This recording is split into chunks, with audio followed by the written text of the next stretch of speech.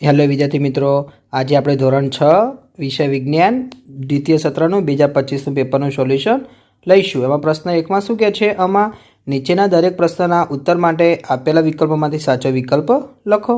ચલો, એમાં પહેલો છે, નીચેના પૈકી કયું દરિયાઈ પ્રાણી નથી? તો જવાબ આવશે બી એટલે કે ગોકળગાય। બીજો, કયા જળચર પ્રાણીનું શરીર બોટ આકારનું નથી?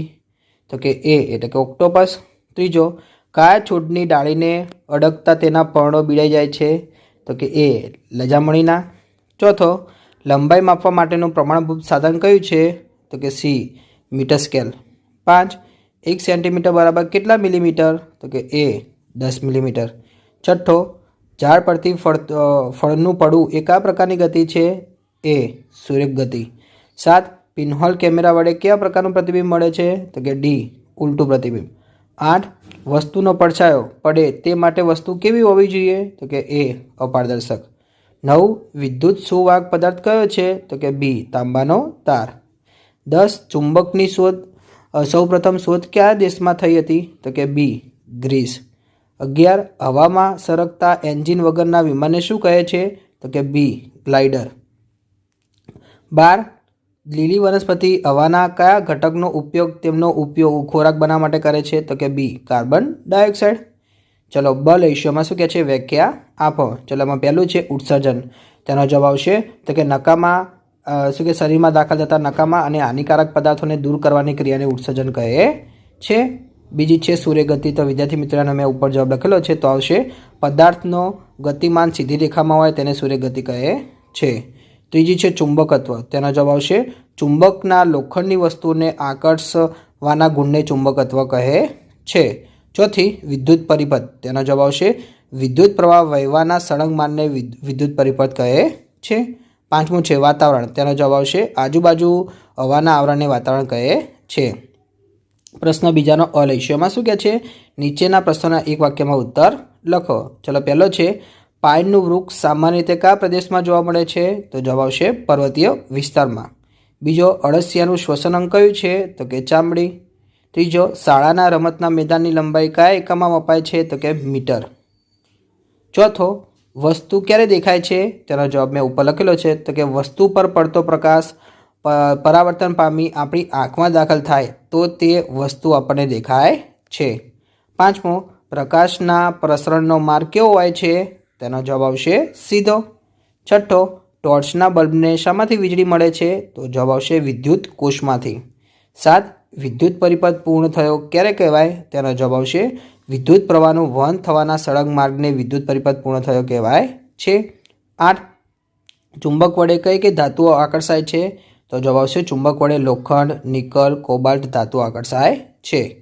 9, બે ચુંબકો વચ્ચે આકર્ષણ ક્યારે થાય છે? તો એનો જવાબ આવશે અસમાન ધ્રુવો નજીક લાવતા બે ચુંબકો વચ્ચે આકર્ષણ થાય છે। 10મો, હવાના મુખ્ય બે ઘટકો જણાવો। તેનો જવાબ આવશે નાઇટ્રોજન અને ઓક્સિજન। બ શું કહે છે? તફાવતના બે મુદ્દા આપો। એમાં પહેલો છે વનસ્પતિ અને પ્રાણી।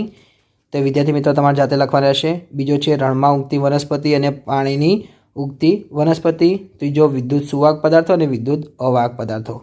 ક નીચેના બે ઉદાહરણ લખો, એના મેં જવાબ લખેલા છે। તો પહેલો છે પર્વતીય વિસ્તારમાં ઉગતી વનસ્પતિમાં આવશે ઓક અને દેવદાર। બીજો, નિવાસ સ્થાનના અજૈવિક ઘટકોમાં આવશે હવા, પાણી, સૂર્યપ્રકાશ, ગરમી, ભૂમિ અને ખડકો। પ્રશ્ન ત્રીજાનો અ, એમાં શું કહે છે? નીચેના પ્રયોગોનું આકૃતિ દોરી વર્ણન કરો। ચલો, પહેલો છે પ્રકાશ સીધી રેખામાં ગતિ કરે છે તે સાબિત કરવું। બીજો, બે ચુંબકના અસમાન ધ્રુવો વચ્ચે આકર્ષણ અને સમાન ધ્રુવો વચ્ચે અપાકર્ષણ થાય છે તે સાબિત કરવું। ત્રીજો, દહન માટે હવા જરૂરી છે તે સાબિત કરવું। બ છે વૈજ્ઞાનિક કારણો આપી સમજાવવામાં ગમે તે 3 છે। તો પહેલામાં આવશે આંબાનું વૃક્ષ એક સ્થળેથી બીજા સ્થળે જઈ શકતું નથી છતાં તે સજીવ છે કહેવાય છે। બીજો, ચંદ્ર પ્રકાશ આપે છે પરંતુ તે પ્રકાશનું ઉદ્ગમ સ્થાન ગણાતો નથી। ત્રીજો, ઇલેક્ટ્રિશિયન સ્વિચનું સમારકામ કરતી વખતે રબરના મોજા પહેરે છે। ચોથું, શિયાળામાં વહેલી સવારે પાંદડા પર પાણીના ટીમ્પા જોવા મળે છે। પ્રશ્ન ચોથાનો અ લઈશું। એમાં શું કહે છે? નીચેના પ્રશ્નોના મુદ્દાસર ઉત્તર લખો। એમાંથી પહેલો છે રણ પ્રદેશમાં ઉગતી વનસ્પતિઓનું અનુકૂલન જણાવો। બીજો, કોઈ પણ વસ્તુની લંબાઈનું માપન કરતી વખતે કઈ કઈ બાબતો ધ્યાનમાં રાખશો? ત્રીજો, વિદ્યુત કોષની આકૃતિ દોરી તેના ભાગો દર્શાવો અને તેના વિશે ટૂંકમાં સમજાવો। બ છે નીચેના પ્રશ્નો ટૂંકમાં ઉત્તર લખો। પહેલો છે નીચેની યાદીમાં આપેલી નિર્જીવ વસ્તુઓમાંથી વસ્તુમાંથી કઈ વસ્તુઓ ક્યારેક સજીવનો પણ ભાગ હતો એ તમને અહીંયા આપેલી છે, એની વાત કરે છે. તો કે ચામડું રહ્યું એ સજીવનો ભાગ હતો, પછી માખણ પણ સજીવનો ભાગ હતો, પછી ઊન પણ સજીવનો ભાગ હતો, પછી રસોઈનું તેલ પણ સજીવનો ભાગ હતો, સફરજન પણ સજીવનો ભાગ હતો. બીજું લઈશું વનસ્પતિ ઉત્તેજનાને પ્રતિચાર આપે છે તે દર્શાવતા બે ઉદાહરણ આપો. ત્રીજો જલીય વનસ્પતિના પ્રકાર જણાવો. ચોથો કોઈ ગતિમાન સાયકલના પૈડા તથા સીલિંગ પંખાના પંખ્યાની ગતિમાં જોવા મળતી સમાનતા તથા ભિન્નતા લખો. પાંચમો પ્રકાશના સ્ત્રોતો એટલે શું તેના પ્રકાર ઉદાહરણ આપી જણાવો. પ્રશ્ન પાંચમાનો અ લઈશું. એમાં શું કહે છે? નીચેના પ્રશ્નો ટૂંકમાં ઉત્તર આપો.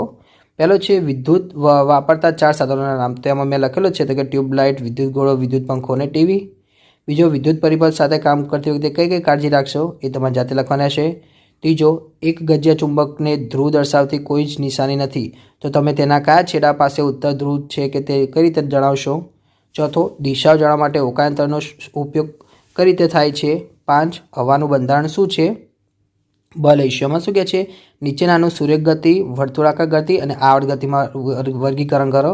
તો વિદ્યાર્થી મિત્રો મેં વી લખ્યું છે વર્તુળાકાર, એ લખ્યું છે આવર્ત અને એસ લખ્યું છે સૂરજ ગતિ છે. તો પહેલી સાયકલના પૈડાની ગતિ તો કે વર્તુળાકાર, સિલાઈ મશીનના સોયની ગતિ તો કે આવર્ત ગતિ, ધનુષ્યમાંથી છૂટેલા તીરની ગતિ તો કે સૂર્ય ગતિ, ચકડોળમાં બેઠેલી બાળકની ગતિ તો કે વર્તુળાકાર ગતિ, ચીંચવામાં બેઠેલા બાળકની ગતિ તો કે આવર્ત ગતિ, લોલકની ગતિ તો કે આવર્ત ગતિ, ઝાડ પરથી પડતા ફળની ગતિ તો કે સૂર્ય ગતિ, ઘડિયાળના કાંટાની ગતિ તો કે વર્તુળાકાર ગતિ આવશે. ક લઈશું. એમાં શું કહે છે? નીચેના વિધાનો ખરા છે કે ખોટા તે જણાવવાના છે. તો પહેલો છે મંગળ ગ્રહ પર જવા અંતરિક્ષ યાનનો ઉપયોગ થાય છે તો કે સાચું. બીજો પિનહોલ કેમેરા વડે સળગતી મીણબત્તીનું પ્રતિબિંબ ચત્તું દેખાય છે તો કે ખોટું. ત્રીજો ગજ્ય ચુંબક એ કુદરતી ચુંબક છે તો કે ખોટું. ચોથો હવાને જોઈ શકાતી નથી તો જવાબ આવશે સાચું. વિદ્યાર્થી મિત્રો તમને મારો વિડીયો ગમે હોય તો ચેનલને લાઇક, શેર અને સબસ્ક્રાઈબ કરવાનું ભૂલતા નહીં.